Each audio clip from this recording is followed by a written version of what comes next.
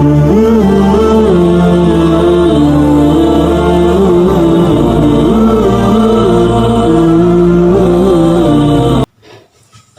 warahmatullahi wabarakatuh. Salam sehat dan salam sejahtera untuk kita semua. Berjumpa kembali di channelnya Safwan Tawakal. Kita dengar kajian-kajian yang mengatasnamakan agama dan Tuhan.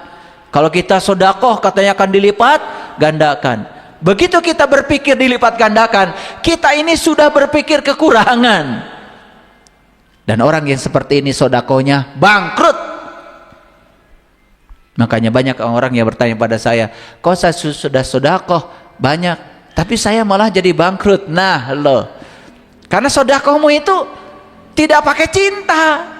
Kamu sodakoh berbasis kekurangan, digerakkan oleh rasa ketakutan. Lihat saya semuanya. Kamu sodakoh karena kamu ingin melipat gandakan uangmu, tapi caranya salah. Syukur itu tanpa syarat. Oke? Baik, sekarang kita lihat ya. Ini surat Al-Imran nih Bapak Ibu, ayat 92. Perhatikan kata-kata saya, perhatikan sepenuhnya. Yang tadi itu hasil riset neuroscience. Yang tadi statement tadi itu hasil riset. Itu sudah disarikan dalam perjalanan yang sangat panjang Bapak Ibu. Nah, sekarang kita lihat kitab sucinya. Hebat. Saya tuh kadang-kadang melihat ya, kok orang-orang yang bergerak di neuroscience, riset tentang psikologi, macam-macam, mereka ini bahkan tidak pernah cerita agama, tidak pernah cerita Tuhan, tapi mereka begitu luar biasa, bisa menyimpulkan kata-kata bijak yang hebat buat kita. Lah kita yang tahu ayatnya malah, Bapak Ibu, mohon maaf, ada yang harus dirubah cara kita belajar itu. Jangan cuman asal ikut ceramah, apalagi wah yang penting saya ngaji aja, apapun yang dikaji nggak peduli, karena saya sudah dapat pahala. Duduk di masjid aja, wih pahalanya. Gitu saya tanya, pahala itu apa Bu? Ting naon? Saya gini pikain aja ningali kata si pahala. Yang saya tahu mah pahala teh pahala kencana. Bis.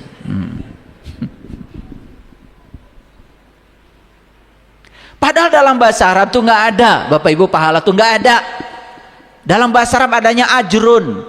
Ajrun itu zat. Zat. Pahala yang sebenarnya adalah Allah itu sendiri, Bapak Ibu. Allah. Tah eta. Sok kumaha carana supaya dugi kadinya tah ngaos teh.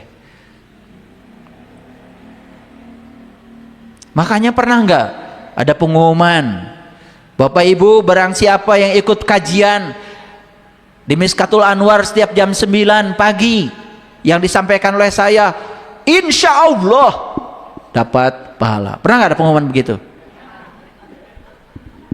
Rek datang heug ente juga kajen. Saya tidak pernah iklan. Bahkan sekarang saya bilang itu iklan undangan pengajian di YouTube hapus saja, nggak usah. Rek datang heug teu kajeun. Belajar untuk datang karena digerakkan oleh kesadaran. Belajar untuk datang karena ada cinta, ingin berubah gitu. Bukan karena pahala, bukan karena surga, bukan takut masuk neraka. Nggak ada di sini, gitu-gitu. Coba mulai dari situ ya. Betul?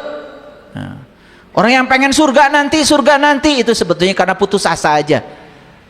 Putus asa ayeuna susah. Sugan jeung sugan jaga ayeuna we geus ripuh komo jaga atuh. Betul? Iya, kan yang menentukan masa depan tuh hari ini. Makanya saya bilang, hiduplah di sini hari ini sekarang dengan kesadaran, ya. Bahagia itu tidak usah digantungkan pada situasi. Bahagia itu adalah pilihan. Pilihan, ya, dalam diri kita. Yuk perhatikan. Auzubillahi minasyaitonirrajim. Bismillahirrahmanirrahim. Ya, surat Ali Imran ayat 92. Lan tanalul birra, kamu sekali-kali tidak sampai kepada kebajikan hatta hingga tunfiku mimma tuhibun, hingga kamu menafkahkan sebagian harta yang kamu cintai, yang kamu senangi, yang kamu butuh. Begitu. Kalau mau ngasih baju sama orang, jangan baju bekas.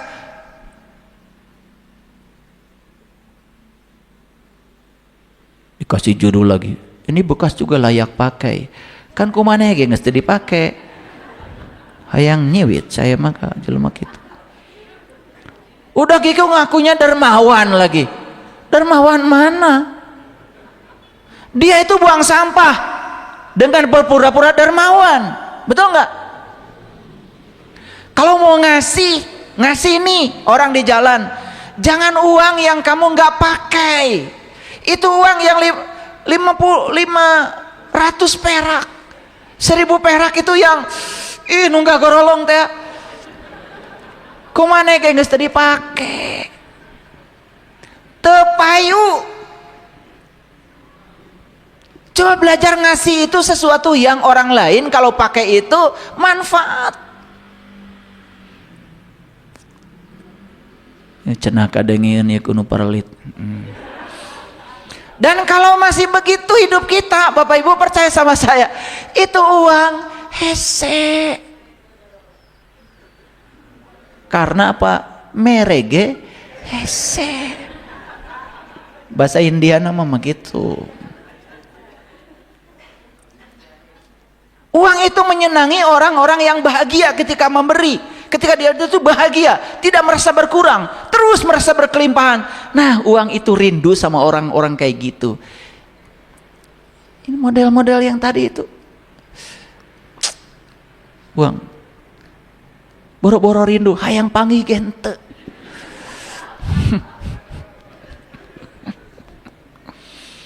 Ini saya sedang berbicara sains nih Bapak Ibu, sains. Tapi saya coba gunakan pakai bahasa pasar, bahasa yang gampang dipahami. Sugan atau robah maneh teh. Hayang beunghar eta kalakuan kitu wae. Hitungan mun mere teh. Betul nggak? Dan kalau sudah ngasih tuh diingat-ingat. Itu baju dari saya 10 tahun yang lalu.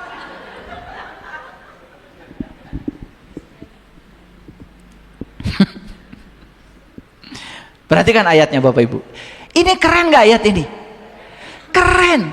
Ini ayat dibuat dalam satu buku namanya Letting Go yang nulis David Hawkins. Dia nggak ngerti ayat ini, tapi isi buku Letting Go itu persis ayat ini. David Hawkins mengatakan kalau kamu ingin berkelimpahan, masuklah frekuensi cinta dan syukur. Itu bahasa David Hawkins. Ih ayatnya tiba heula geus aya. David Hawkins can lahir kayak geus aya. Si ngalarti itu maneh teh. Saya saking sayang sama kalian itu. Aduh, gimana ya? Udah kerja keras, waktu banyak. Ari duit kurang wae. Kajian piknik makal.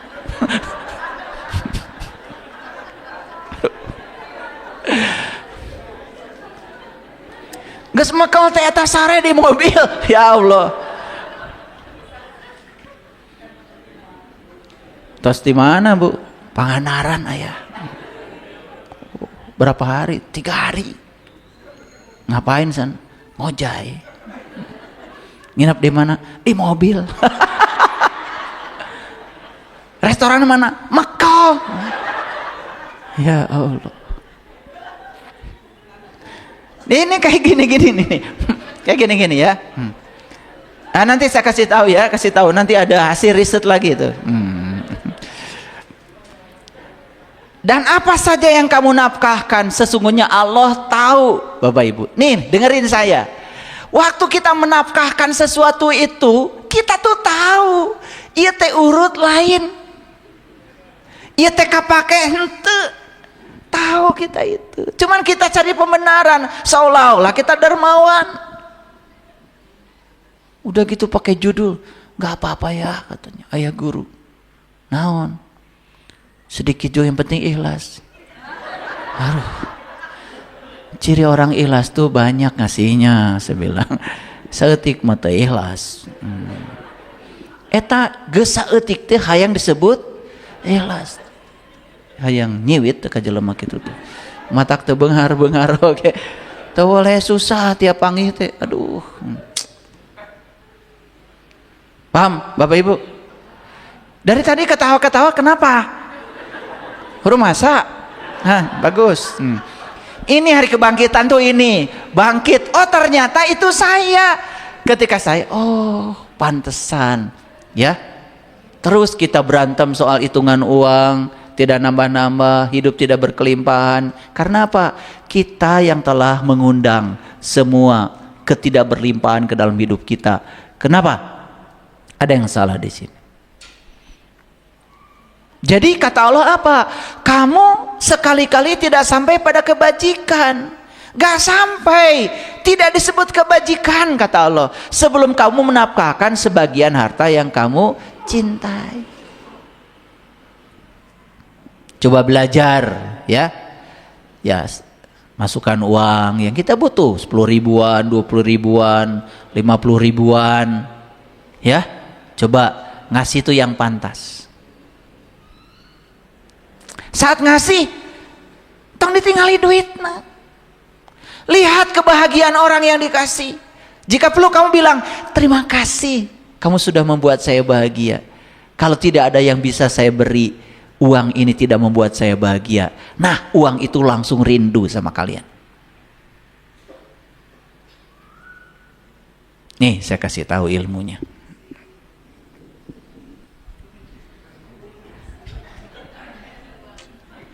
Saya selalu bawa uang. Kenapa? Karena sudah niat nanti saya mau ngasih uang. Kalau uang sudah masuk di sini, udah dikeluarkan dari, udah masuk saku ini, saya nggak pernah bawa ke rumah lagi. Pasti nanti akan saya habiskan. Dan saya kalau mau ngasih uang, saya gini modelnya. Ini yang depan, yang Pak Karno ini, Pak Hatta. Ini saya imajinasikan keberlimpahan. Yang belakangnya bukan keberlimpahan. Karena uang ini menjadi satu. Karena menyatu antara positif dan negatif. Keberlimpahan dan ketidakberlimpahan. Cinta dan ketiadaan cinta. Makanya saya kalau ngasih uang, itu saya tidak pernah salah. Jadi kalau ngasih uang begini. Sini. Kamu nggak akan kaya. Nah ini calon orang kaya bener. Nih kalau ngasih uang ini nih ya, saya ngasihnya tidak terbalik. Yang saya berikan ini bagian depannya, keberlimpahan. Terima, keberlimpahan bagi saya.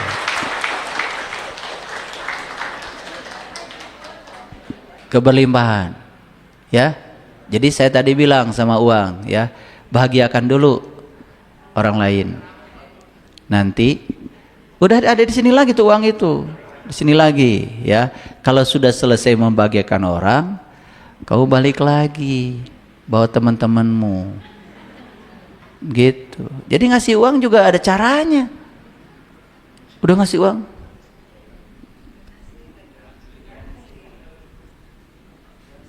siapa lagi maju. Ini diam aja mau dikasih uang, ya Allah. Ini buat kamu. Nah kalau ngasih gitu, jangan dong ayah. Nah, kalau ngasih itu salah. Suami ngasih uang sama istri, ya, hese gawe. Ini yang sebelah sini kasih tahu. Kalau ngasih uang, kasih ya. Makasih sudah menerima kebaikan saya. Gitu.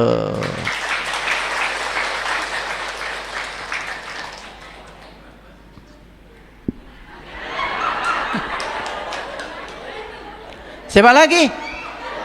Udah maju. Ya, ya terima kasih ya. Kamu sudah menerima kebaikan saya. Terima kasih kamu sudah menerima kebaikan saya. Iya nu cari cing wae eueuh kahayang. Terima kasih. Terima kasih. Terima kasih. Awas, awas, awas. Terima kasih. Mundur dulu. Terima kasih. Terima kasih. Terima kasih. Terima kasih. Terima kasih. Terima kasih. Terima kasih. Terima kasih. Siap, sudah ya. Satu. Oke, sudah ya. Sudah ya. Oke, perhatikan Oke, saya. ya. Siap. Coba kalian lihat yang terima uang bahagia? Lebih bahagia lagi saya. Lebih bahagia lagi saya. Gitu. Rajin mere kaduhung tah kamar mere kasih eta tuh. Kalau ngasih ya ngasih, los. Coba perhatikan saya. Belajar begitu. Mau belajar begitu? Iya. Tadi yang terima uang bahagia nggak? Coba, mohon maaf. Yang saya kasih itu jumlahnya tidak banyak. Tapi cinta saya yang saya tumpangkan di situ besar sekali. Saya menumpangkan cinta loh, bukan ngasih uang. Dan tidak memberi uang saya tadi, karena semua pemberian buat diri saya sendiri.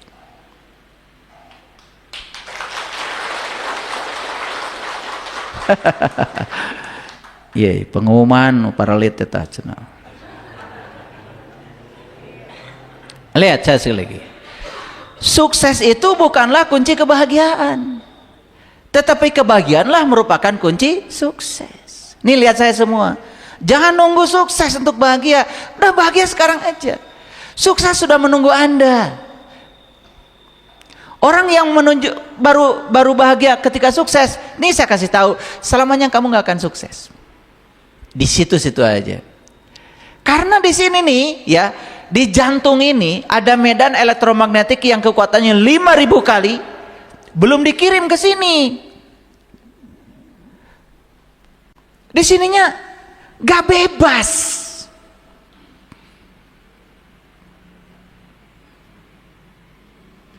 Saya kalau ditanya berapa uang tadi yang saya keluarkan, saya juga nggak tahu. Karena saya kalau ngambil uang ya sudah, saya ngambil, saya masukkan dan saya niatkan. Pokoknya kalau sudah di sini ya harus habis. Paham? Oke.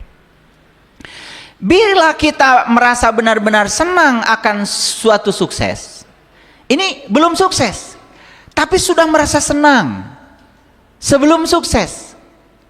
Nah, tak peduli sukses itu milik siapa, kita telah melekatkan sukses itu kepada diri kita sendiri. Makanya kalau lihat orang mobilnya bagus, bukan kamu bandingkan.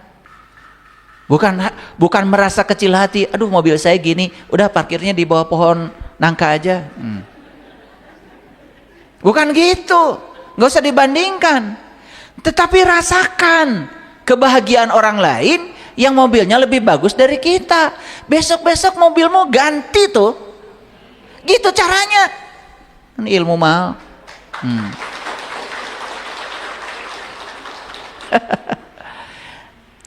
Tebarkan kepedulian, kebaikan, pengertian, cinta. Belajar kepedulian, kebaikan, pengertian, cinta kepada siapapun. Sekecil apapun kepedulian itu. Dan lakukanlah semuanya tanpa pamrih. Saya kasih tahu sama kalian semua, hidupmu tidak akan sama lagi. Kepedulian, pengertian, cinta, kebaikan. Tapi melakukannya harus tanpa pamrih. Perhatikan saya, hidupmu beberapa saat ke depan sudah tidak akan sama lagi. Bentuknya apa? Silahkan bentuknya apa saja. Bentuknya apa saja. Kecil-kecilan di rumah sekarang. Kalau masak lebihkan. Coba lebihkan. Tapi lebihkan Cinta dasarnya, bukan ingin kenyang, bukan. Dan kalau bisa membaginya sebelum kamu makan. Bukan setelah makan kenyang ada sisa baru dibagi. Itu bukan cinta. Itu ketiadaan cinta. Bagikan sebelum kamu makan. Kalau membaginya setelah kamu makan karena kamu sudah kenyang, apalagi sampai muntah, bukan cinta. Nih, perhatikan saya. Ini hal-hal kecil. Kecil enggak? Tapi dahsyat. Saya sedang mengajarkan bagaimana menumpangkan cinta pada sebuah pemberian. Jadi apa bedanya orang yang berkelimpahan dengan orang yang kekurangan? Sederhana. Perasaan cintanya yang berkelimpahan lebih besar. Gitu aja. Yang kekurangan itu dia mengalami ketiadaan cinta. Sangat berhitung.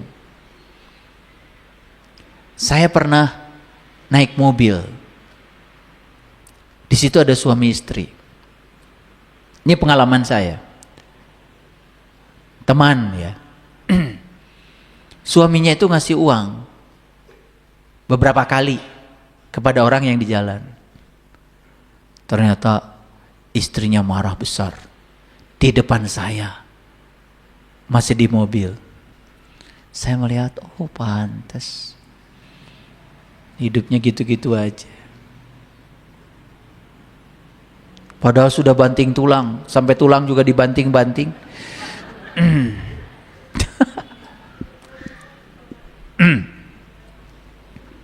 Bapak Ibu, dalam Quran surat Al-A'raf surat ke-7 ayat 55 Allah berfirman, Ud'u rabbakum tadarruan wa khufyatan innahu la yuhibbul mu'tadin. Berdoalah kepada Tuhanmu dengan penuh rasa hormat dan tersembunyi. Dengarkan kata-kata saya. Ini cara berdoa yang diajarkan Al-Quran. Dan saya kok melihat cara berdoa yang selama ini saya lihat di masyarakat, kok nggak cocok ya dengan ayat ini. Ternyata di Quran cuma dua. Kalau kamu ingin berdoa kepada Tuhanmu, kata Quran, satu tadoru, harus penuh rasa hormat. Yang kedua tersembunyi, khufyah.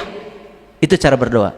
Gak ada di ayat lain cara berdoa, cuma di ayat ini. Catat tuh, Al-A'raf surat ke-7 ayat 55. Bapak Ibu, perhatikan ini. Barangkali saking sibuknya Bapak Ibu belum pernah baca ayat ini. Saking rajinnya baca Quran sampai tidak ada jeda. Pokoknya yang penting tamat supaya dapat surga. Sampai pesannya nggak ada, nggak dapat. Lihat saya semuanya. Jadi berdoa itu ternyata dua. Satu tadoru, penuh rasa hormat. Yang kedua, sekarang mau nanya, Bapak Ibu, tahuan mana Bapak Ibu dengan Allah? Yang benar. Tahuan Allah? Oke. Kenapa tuh Bapak Ibu suka ngatur-ngatur Allah? Jawab dong. Karena diajarkannya begitu, betul nggak? Itu. Saya juga terkejut ketika saya membaca kamus bahasa Arab. Ini kan di Quran, coba ud'u ila sabili rabbika. Ud'u artinya mengajak. Ajaklah ke jalan Tuhanmu. Itu banyak tuh kata ud'u gitu. Jadi doa dalam bahasa Arab. Ini saya juga terkejut ketika baca kamus. Ternyata doa itu bukan permintaan. Doa itu ternyata undangan, ajakan.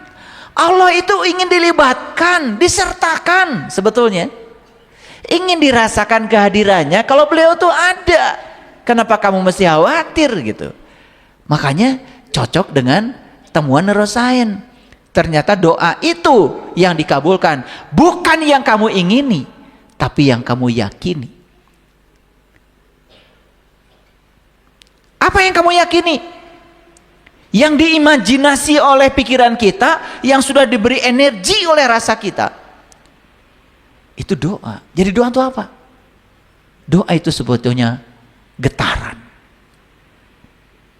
Doa itu vibrasi. Makanya kenapa ada ibu tempo hari yang dari Manado itu masih ingat? Beliau sharing, asalnya mengatur-ngatur Tuhan, dia ubah doanya. Terima kasih Tuhan, omsetku sudah 1 miliar. Dan dia merasakan seolah-olah omsetnya setiap hari 1 miliar, benar-benar 1 miliar. Itu yang disebut dengan syukur, cinta. Nah sekarang saya mau nanya, jadi doa itu harus tadoru kata Allah, penuh rasa hormat. Kalau penuh rasa hormat, ya berikan penghormatan kepada Allah yang Maha tahu segalanya. Bukan kita lah mengatur-ngaturnya. Ketika Allah ngikuti keinginan kita disebut dikabul. Ketika nggak ngikutin keinginan kita Allah tidak mengkabul. Makanya doa dibagi 2, ada yang dikabul tidak dikabul. Ya Allah, saya tidak menemukan itu di Quran. Allah mengatakan, wa idza sa'alaka ibadi anni fa inni qarib ujibu da'wata da'i idza da'an wal yastajibuli. Di Quran tidak ada doa yang tidak dikabul. Semua doa dikabul, tapi doa itu bukan keinginanmu.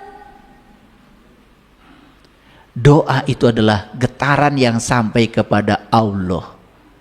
Lihat saya semuanya. Di sini menginginkan uang. Tapi getaran tentang uang negatif di sini. Itu yang nyampe kepada Allah. Jadi bukan doa itu tidak dikabul. Semua doa sudah dikabul, tapi yang dikabulkan yang frekuensinya paling kuat. Contoh, lihat saya semuanya. Pengen pasangan lebih baik. Doanya tentang pasangan baik 5 kali. Ari ngobrolkeun kagorengan eta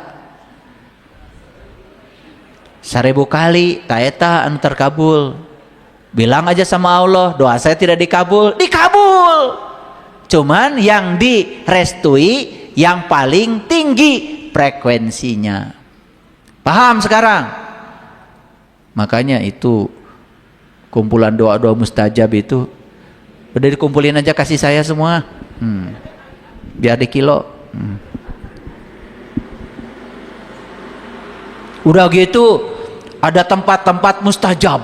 Wah, tambah lagi nih. Seolah-olah Allah tuh cuma di mustajam. Apa? Multajam tuh? Multajam. Multajam itu tempat di antara Hajar Aswad dan pintu Ka'bah. Waduh, itu tempat di sana sempit banget. Ada yang gelantungan. Karena itu tempat yang paling mustajab. Pengkabulan doa. Makanya pergi haji, pergi umroh, tujuannya udah jelas, ingin lebih ngatur lagi Allah, biar Allah tunduk patuh sama keinginan kita. Sukses ngatur Allah. Emang Allah bisa diatur? Sesungguhnya Bapak Ibu, Allah adalah energi universal tanpa batas di semesta ini. Dia hanya menangkap energi, vibrasi, frekuensi yang kita getarkan kepada beliau. Mana yang paling kuat, itu yang akan terjadi. Paham? Jadi semua doa dikabul? Baru sadar sekarang. Ulangi, semua doa dikabul? Mana yang dikabul? Yang paling tinggi frekuensinya, energinya, vibrasinya. Kita minta sesuatu pada Allah, tapi keraguan paling besar, keraguan yang dikabul. Dikabul nggak? Dikabul. Mana yang dikabul? Yang paling besar energinya. Ulangi kata-kata saya. Masa Quran salah? Ulah jelas kok di Quran. Wal yastajibuli. Ya. Tapi harus diikuti. Ikuti hukum semesta. Ud'uni astajib lakum. Siapa yang berdoa kepadaku pasti dikabul. Itu ayatnya. Keren? Ada nggak doa tidak dikabul di Quran? Gak ada. Paham sekarang? Paham? Baru sadar? Semua doa dikabul? Oke. Doa apa tadi? Getaran, frekuensi, vibrasi, energi yang terkuat yang kita pancarkan pada semesta. Clear sampai sini? Kok saya nggak sukses? Nah, coba kamu berpikir sukses berapa kali sehari semalam? Tapi berpikir gagal berapa kali? Coba cerita kegagalan pada tetangga berapa kali? Cerita kegagalan teman arisan berapa kali? Ngundang orang ke rumah hanya untuk seminar kegagalan berapa kali? Mana akan dikabul? Kesuksesan kegagalan dikabul nggak doa kita? Bener gak ayat tadi? Ud'uni astajib lakum. Bener? Nah itu baru ngaji waras. Nggak ada doa tidak dikabul. Kalau begitu, sekarang saya miskin, pengkabulan doa? Jawab. Doa siapa? Karena pikiran kita, perasaan kita miskin. Ya miskin. Begitu mau cari baju, cari versi paling murah. Miskin gak itu? Bukan versi yang paling baik, yang bermutu, bukan yang paling nyaman, cari yang termurah. Begitu dipakai, iya. Paham maksud saya? Ada yang kayak gitu? Iya. Kalau pergi-pergi dengan orang, pengen gratisan.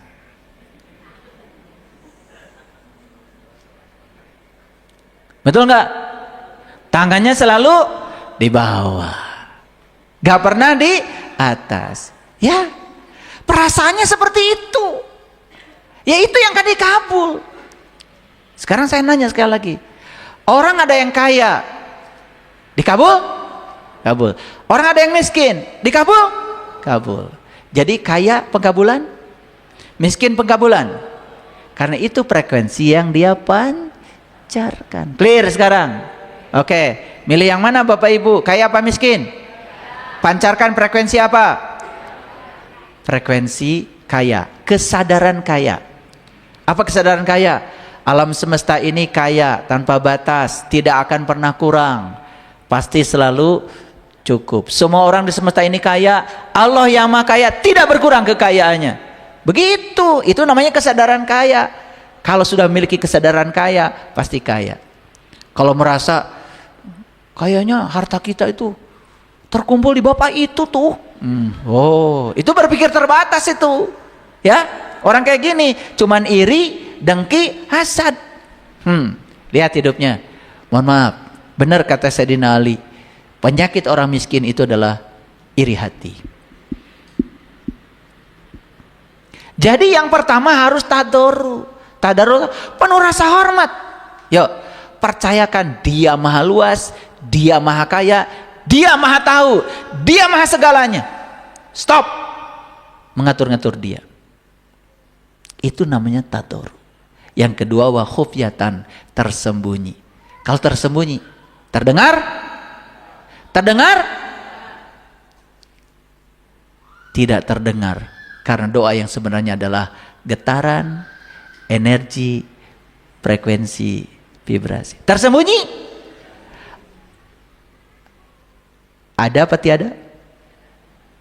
Tidak berwujud kata-kata, tetapi tersembunyi. Satu keyakinan yang kuat.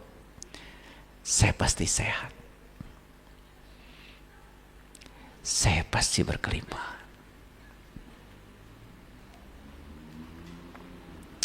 Pernah nggak Bapak Ibu mendengarkan kajian ayat ini? Di mana? Nah, di sini.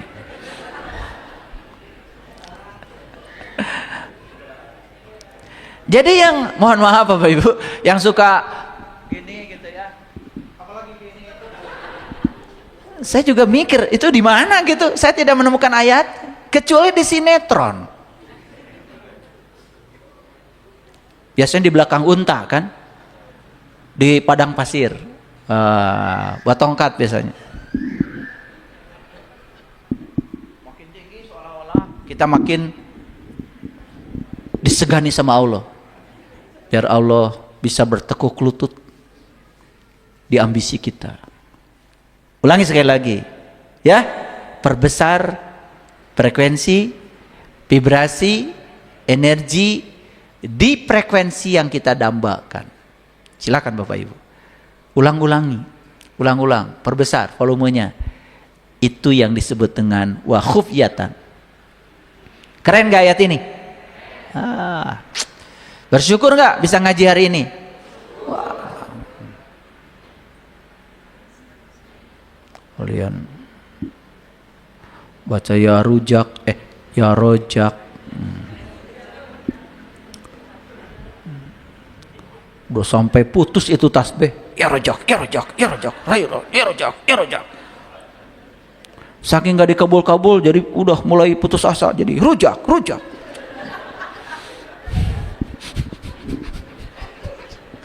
Itu frekuensi apa itu? Yang disebarkan frekuensi putus asa. Seolah-olah Allah jauh, seolah-olah Allah tidak mendengar, begitu? Karena kita dari sejak awal diajarkan seolah-olah Allah itu suatu entitas yang terpisah dari diri kita. Kita tidak paham. Di Quran Allah mengatakan, wa huwa ma'akum, aku kan bersama kamu. Kenapa kamu merasa terpisah dariku? Kenapa harus begini?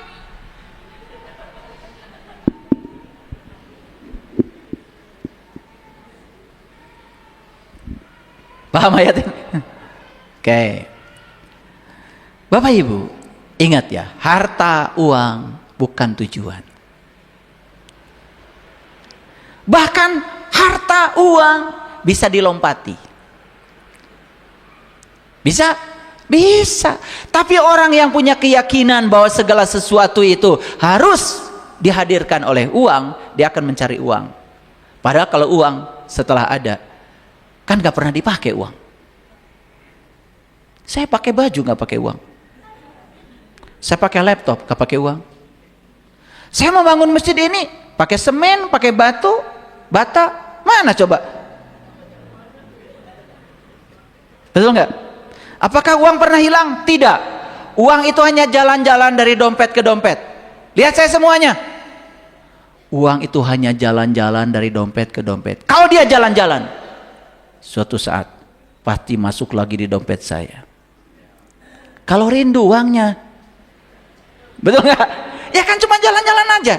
Saya pernah itu, saya tanda itu uang beberapa, kemudian saya bagikan itu. Itu kurang lebih beberapa tahun itu. Itu saya masih ingat tanda tangan saya. Balik lagi tuh uang, udah lecek. Bahkan saya itu lagi ngitung uang itu, ya, ngambil uang cash dari bank, itu keselip tuh. Wah, uang saya. Jadi di situ saya mau buktikan bahwa uang itu tidak pernah hilang, hanya jalan-jalan kan, betul nggak? Iya, uang itu nggak pernah dipakai Bapak Ibu. Loh, kenapa kita mencari uang? Uang itu alat, bukan tujuan. Ada nggak orang makan uang? Nggak ada. Kalian kan makan nasi, betul nggak? Ikan, betul nggak? Bisa nggak di bypass? Bisa. Saya sudah punya keyakinan. Ada uang, nggak ada uang, avocado ada di rumah saya. Dusan avocado tanpa uang. Ada uang, nggak ada uang, mobil ada di rumah saya. Saya sudah buktikan. Saya dikirim mobil tanpa uang. Ada uang, nggak ada uang, ya. Baju ada di lemari saya. Saya sekarang bingung pakai baju. Lemari udah penuh. Banyak yang ngasih. Ya. Ada yang ngasih. Ayah, tolong ya. Kok baju saya belum dipakai-pakai? Di YouTube belum ada. Makin gak saya pakai.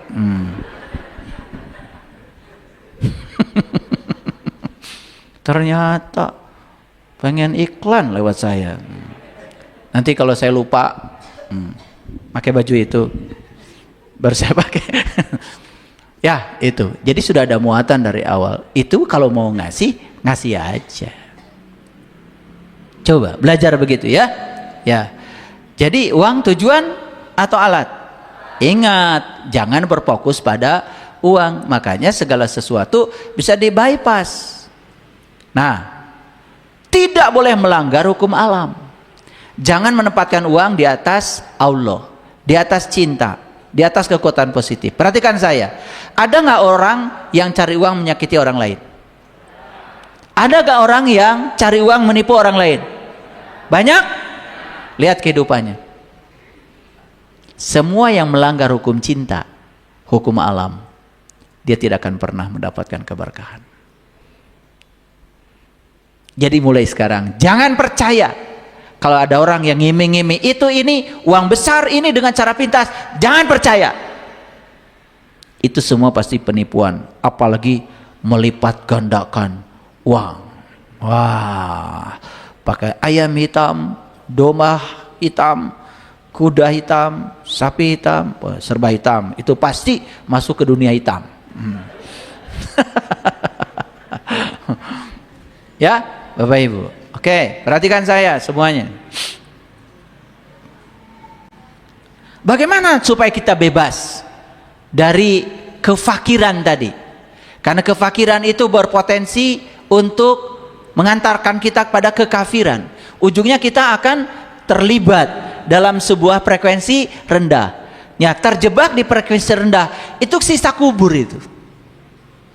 Bapak Ibu, makanya banyak orang yang pura-pura di luar seolah-olah bahagia padahal di sininya menderita. Banyak yang gitu. Itu siksa kubur itu. Karena apa? Enggak selaras pikiran, perkataan dan tindakannya enggak selaras.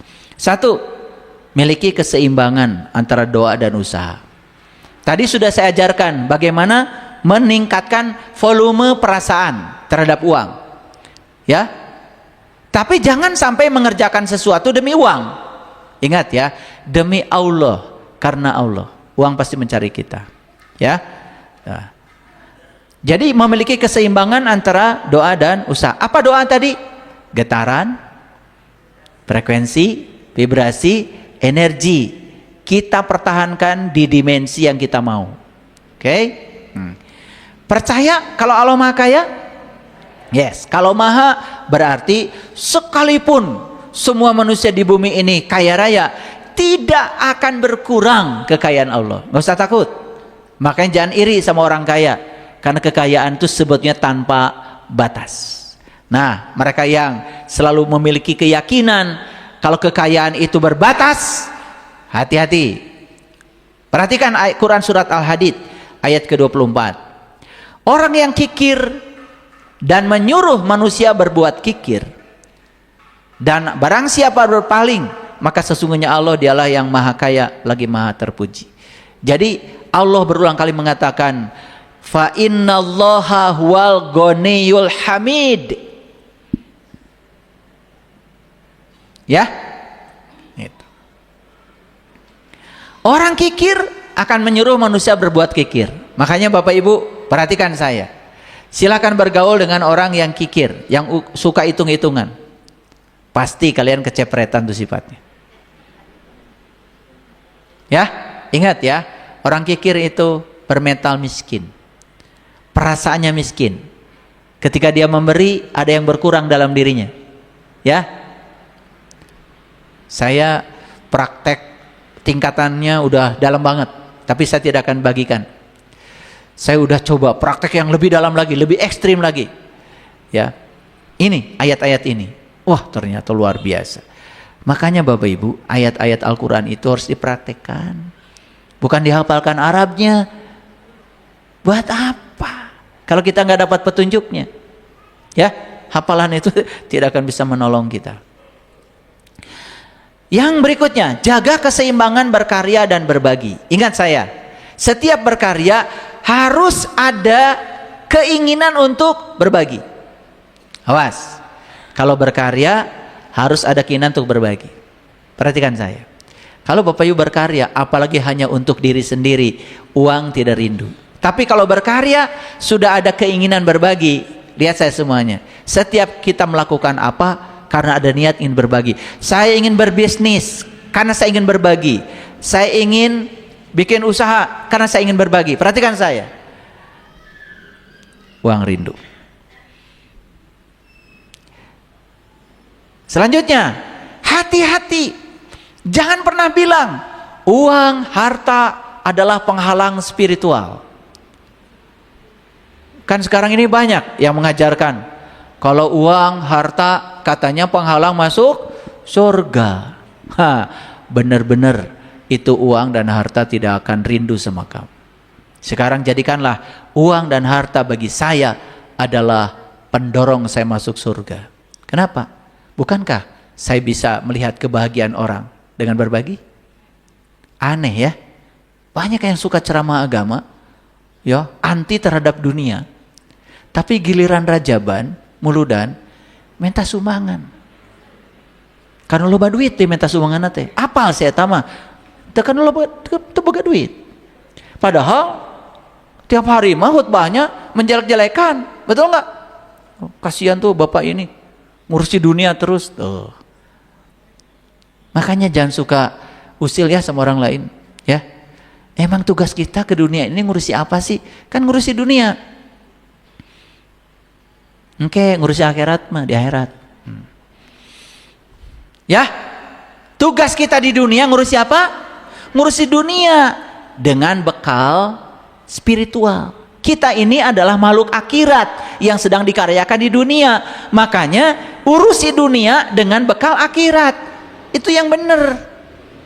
Ngurusi dunia kalau berbekal akhirat pasti berlaku adil, tidak akan menyakiti orang, tidak akan merampok hak orang. Gitu baru benar. Paham? Oke. Lanjut. Setiap usaha, coba jangan melekat pada hasil. Kenapa? Kalau melekat pada hasil, kita tidak punya kemungkinan lain. Lihat saya semuanya.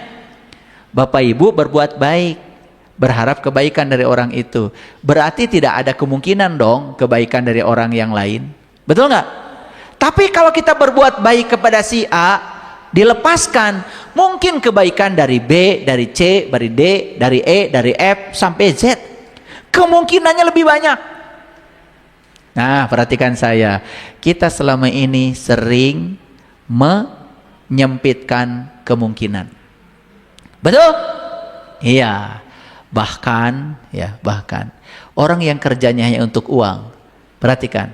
Uang dia hanya dari tempat kerja itu. Tidak ada tempat lain. Tidak berlaku ayat wa yarzuqhu min haitsu la yahtasib bagi dia.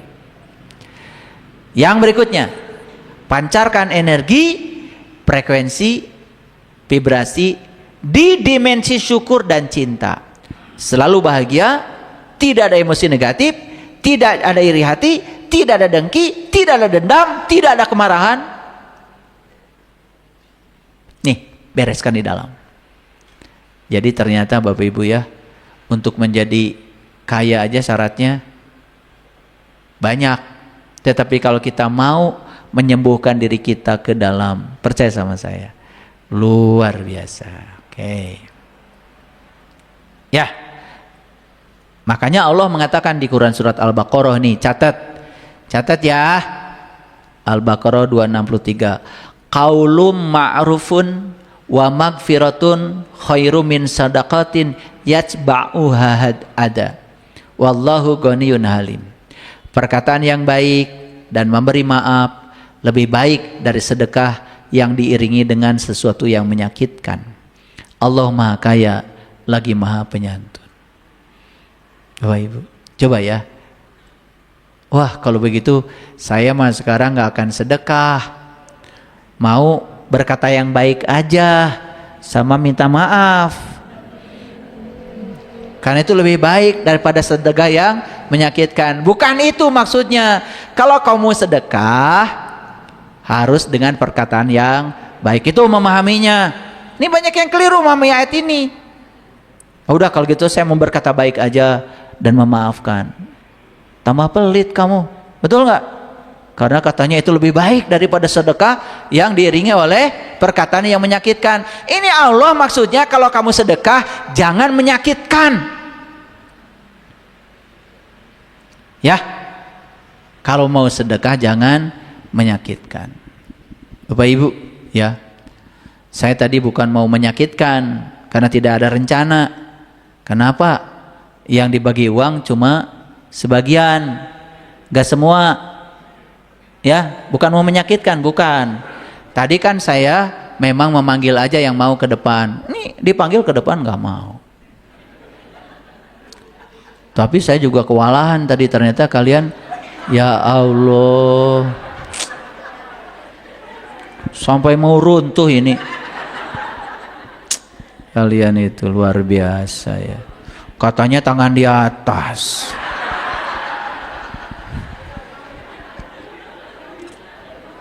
Ternyata saya ngajar ngaji hari ini gagal itu ya.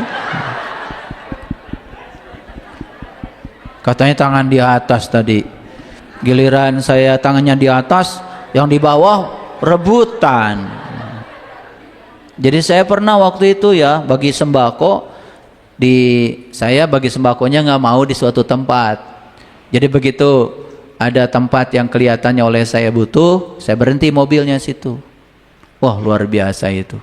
Saya waktu berhenti di Cimindi tuh, di bawah jalan layang itu. Saya ngeluarin sembako itu. Awalnya cuma 5-6 orang, tiba-tiba Gojek berhenti di situ, ini berhenti di situ. Wah, jalan macet. Tiba-tiba saya kejepit itu, nggak bisa ini lagi. Waduh, saya bilang luar biasa ya. Ya, seperti itu ya. Ya, saya cuma melihat itu juga bukan kesalahan. Mohon maaf Bapak Ibu. Bayangkan ya selama ini kita belajar agama dari kecil, bahkan diajarkan untuk menerima takdir, bukan menciptakan takdir. Maaf ya, betul nggak?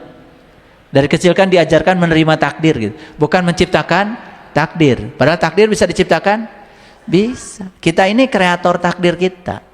Kita ini yang namanya manusia diberi tanggung jawab oleh Allah menjadi arsitek dari kehidupan kita sendiri.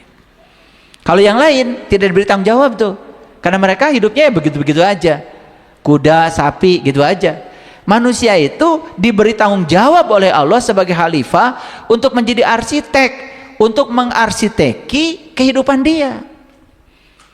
Makanya sekarang diubah kata-katanya, bukan menerima takdir, tapi menciptakan takdir.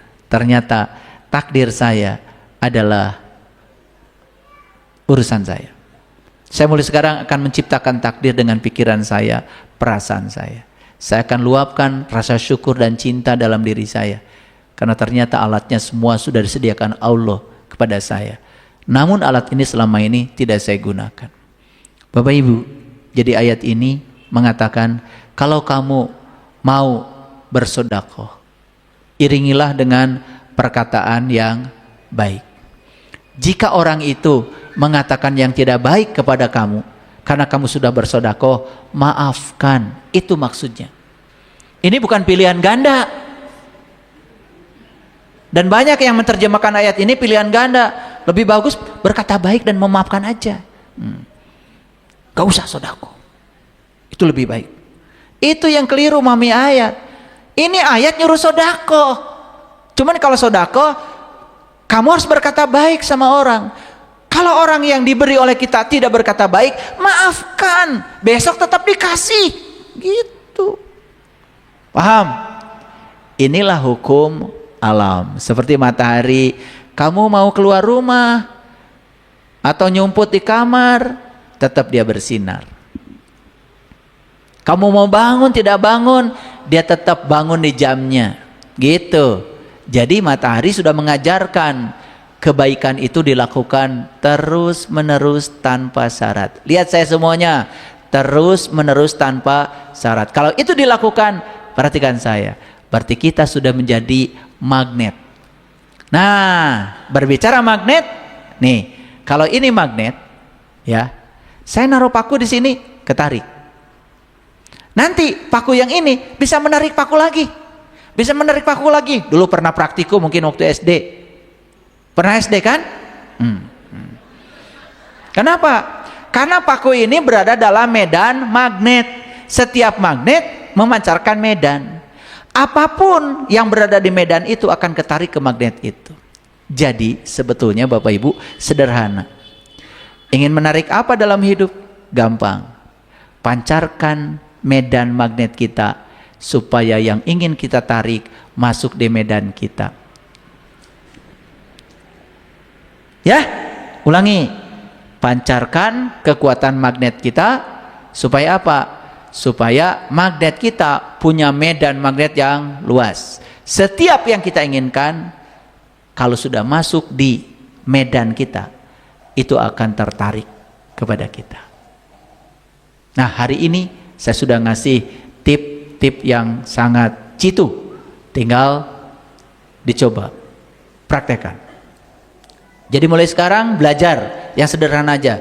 Belajar memberi dan berterima kasih pada orang yang diberi, dan tanpa ada keinginan untuk dibalas. Belajar memberi yang terbaik.